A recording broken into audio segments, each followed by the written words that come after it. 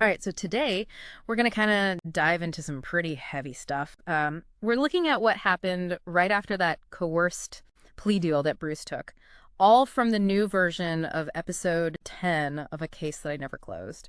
And we've got the developing theme guide for the whole series, too. Okay.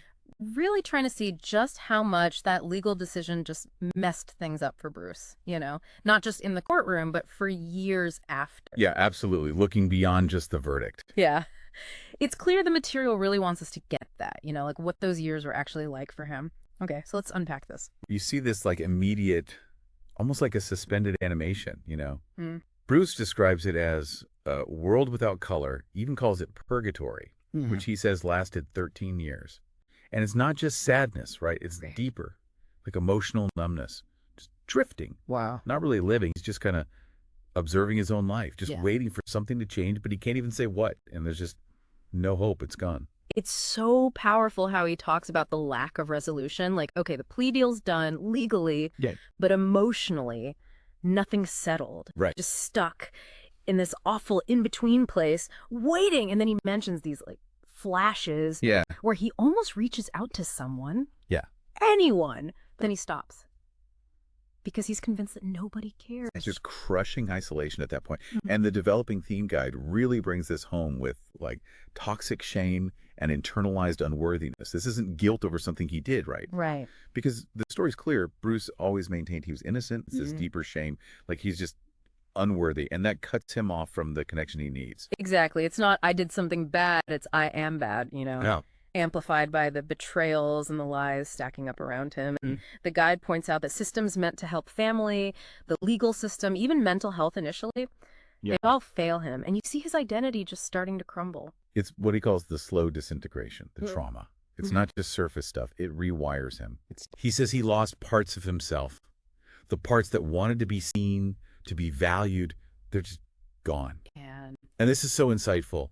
He talks about feeling like he had to become this false self that Anna made up. wow. Think about that. Someone else's lies become your identity. That's a huge psychological burden. And it shows physically too. He can't sleep well, keeps having these nightmares about not being believed. Understandable. Totally rational fear given what he went through. Absolutely. And it wasn't just the old trauma either. The episode makes it clear there were new traumatic events happening on top of all that. So we're seeing this internal struggle, right? Right. But then there's the external stuff too. By mid-2006, Bruce is 40 years old. And he's got to rebuild his whole life Everything's gone. after 2 years of homelessness, betrayal, and now he's labeled a criminal.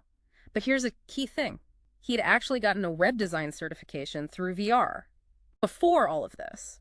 So his life was on a totally different track. Exactly. He had a skill. He did. But he says he had no desire to work in that field. His passion, his training was social work. He's got his MSW. Right. But after jail, Yeah. with that criminal record hanging over him, it was just too heavy. Initially, it clouded his thinking about what he could even do. It's that question, isn't it? How much can a wrongful conviction just derail your entire life, that record? It can never truly be erased. It's there forever. And a helping profession, where trust is everything, it's almost impossible. It's just so unjust. And Bruce talks about this truth inside him, right? His essence, who he really was, Right. someone who helps others. But the reality everyone else sees is just Anna's lies. It's not even from anyone who actually knew him. Exactly. It's like his real self is invisible. And then trying to find a job with that record, every application that asks about it, just a constant reminder. And the advice from his VR counselor, Eric, Oh, like, admit guilt, beg for a second chance. it comes from a good place, maybe. Trying to be practical. Sure, but for Bruce, he had lost so much already. His freedom, his reputation, his career, all gone. And the one thing he still had was the truth. Right. And he just couldn't bring himself to lie. Especially because those courtroom responses, they weren't even really him. It wasn't his choice. It was all Yeah. prearranged. Without his real input, he was powerless. Trapped in a system that just wanted it over with, not interested in the truth. And remember, VR initially wanted him to do web design from home, Right. which is fine, except he didn't have a home. Which brings up that Holloway Street question, right? That's I right. feel like the detectives, they didn't think it was weird that Anna was supposedly collecting rent in this notorious area. Makes you wonder how hard they were really looking. Especially when Bruce later couldn't even find a decent place to live, let alone work. So it's a big shift when he ends up at the IFC shelter. Big turning point. Yeah. He starts going to these meetings, not as the social worker anymore, Mm. but as someone living it. Poverty, homelessness. He's seeing it all from a whole new angle. It's humbling. Changes your whole perspective. And that's where he meets Vanessa Right. from the mental health center. Right. And it's important to know the mental health system was a mess back then. Oh, yeah. It was underfunded, understaffed. Overwhelmed. Exactly. And Bruce is caught between his passion for social justice and surviving. He even talks about dissociating, like shutting off from the painful realities. Like how the conviction could just ruin his future career. Yeah. But Vanessa, she's the one who gets him into the Shelter Plus Care program. Which was designed for exactly that, right? Long-term homelessness and disabilities. Right. And it was faster than waiting for Section 8. Way faster. He's relieved when he gets approved for housing in Carborough, Of course. but still unsure, still worried about his reputation, and that the person who actually hurt him never faced consequences. The injustice is still there. Right. And there's this tense conversation he has with Harold, his job coach, about telling the housing program about his record. Well, right. Harold says, just don't mention it, which I get it from a practical point of view. Right. But Bruce is terrified. What if they find out later? But he also doesn't want to just offer up this false information about himself. A tough spot to be in. And it makes you think about the program's name, Shelter Plus Care. But really, it's mostly just housing, like a fast-tracked Section 8. Not much care. But some good news, he does find work again.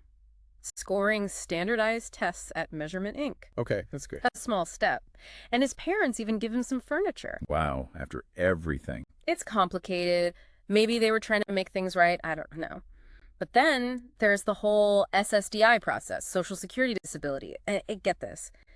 He'd started applying before Anna even assaulted him. Oh, there are already else issues. Yeah, but the trauma, the imprisonment, it made everything worse. Of course. And this is a huge problem. They deny initial claims all the time. So many people who need help have to fight for it. It's a broken system. Yeah. Bruce had to hire a disability lawyer, the kind who only gets paid if you win. And it took forever, multiple denials. Finally, in July 2006, they approve it, and they backdate it to 2003. That's good. At least they got that right. Yeah. But it's complicated. Some of his friends, people who knew him before the conviction, they didn't think he deserved disability. Wow. Based on what they knew then. Right. Not knowing the whole picture. And it's interesting, some of those friends were dealing with their own trauma, DID. Shows you how widespread trauma is. It really does. And the financial hit was huge. He went from 6 figures to barely above the poverty line. All because of the limited work he'd done after 34. Because of the false accusations. Exactly. And here's another key thing. The lawyer focused the application on depression and anxiety. Okay. But not PTSD, even though that was a huge factor since 2003, at least. So it's like a part of his experience was still being ignored. Right. Bruce was relieved to get the approval, of course, but something felt off. Missing something crucial. And looking back, there's that realization about the plea deal. Like, maybe they should fight it harder right away. Right. And those statutes of limitations, they're always there. Looming. But his friend Sarah, she always believed they'd get justice eventually. I admire that. Me too. And there's this idea that the disability ruling, going back to 2003, should have voided the plea deal altogether. Interesting thought. Right. And the criminal lawyer, he was supposed to be on Bruce's side. Yeah. But in the end, he's almost like the villain of the story. It's a twisted system. It is. And Bruce realizes later that a good lawyer could have called the prosecutor as a witness during the plea deal. That could change things. For sure. But he had no family support to help him through any of this. So many layers of betrayal here. First Anna, then the police, the courts, even the world at large refusing to believe him. It's true. And they did add PTSD to his records later on. At least that.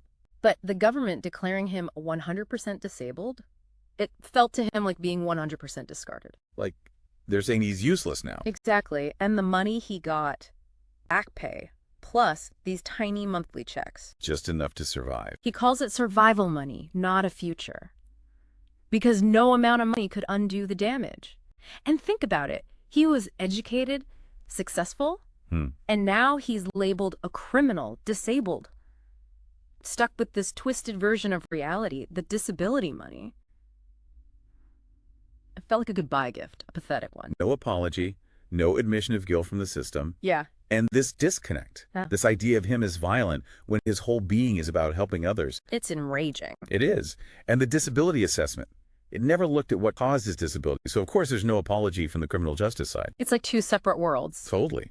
And, yeah, being suicidal, being in a psych ward, that helped his disability claim. But nobody connected it back to the trauma. Bruce says it best, truth held no weight. The innocent are punished, the ones who hurt others are protected. He never imagined his life would turn out like this. Nobody does. No. And even with housing, he was still tracked by the past. It looked stable on the outside, but he'd lost everything that mattered. And he had no idea how to get it back. So we're seeing how that coerced plea deal just sent his life into a tailspin. Absolutely. The justice system failing, shame taking root. His identity just shattered. It's all there in the job search, the housing struggles, even the disability system. And this is huge. He's declared disabled because of the trauma they caused. Yeah. But they never acknowledge it. That's messed up. This deep dive into what happened to Bruce, it shows us just how long the effects of injustice can last. How one legal decision can just ripple out and wreck a person's entire life. And it makes you ask, what does justice really mean if this is the result? And all those people carrying these invisible burdens, betrayed by the systems that should help them, how do we fix that? Can we even fix that? Can those systems ever truly acknowledge the harm they cause, even if it wasn't intentional? Can they do more than just process cases? Can they see the human beings caught in the middle of it all? Those are the questions we're left with. Tough ones. Yeah. But important.